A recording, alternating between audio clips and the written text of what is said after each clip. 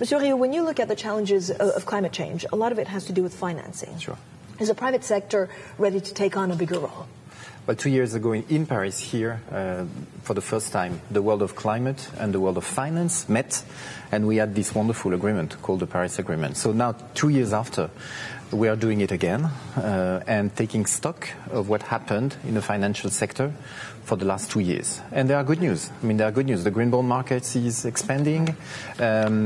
All actors are incorporating climate risks in their portfolio, insurers, bankers, rating agencies, supervisors. So this is what we will hear today at the Climate Finance Day and this morning for the mainstreaming initiative. Even on in the developing countries, is it different how you do climate change business in the developed world than in the developing world? This is the good news. It happens in the north and in the south.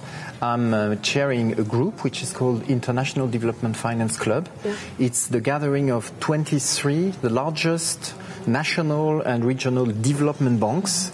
And we now committed for more than $160 billion last year for climate, and a significant increase from the Paris Agreement, about 30%. So, and this is financing projects in the south mostly. Monsieur Rioux, talk to me a little bit about your bank. So you have 12 billion euros to spend. What will you prioritize? So climate is a top priority for us. 50% of our our projects have a co-benefit for climate change. Right. That's about 6 billion. And then we also target Africa mostly. 50% of our activities are in Africa, whole of Africa, from north to south. Gender, of course, as main priorities. Does Brexit affect your priorities at all? I don't know whether it changes the roadmap, first of all, for Europe. Well, you mentioned the deal. So it's first step. We don't know exactly the precise consequences on the development side.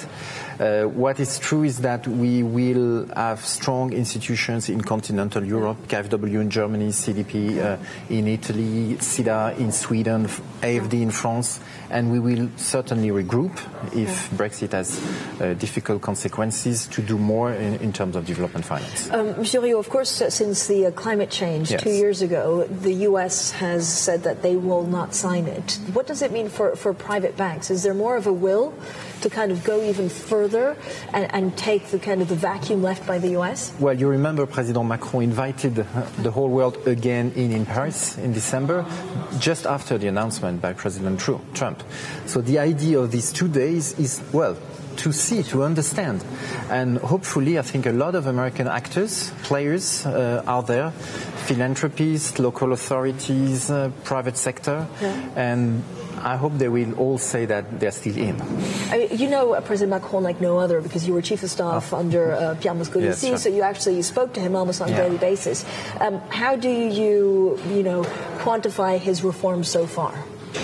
I was in Africa last 2 weeks ago with him. With President, yeah. And what's striking is I think it's the first French president that puts international action so close to national reform and transformation.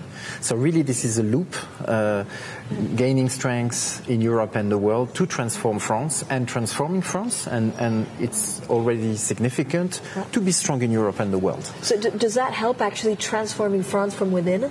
For sure, for sure. We need this external look, and we also need to be more proud of ourselves and do the reforms we need to do.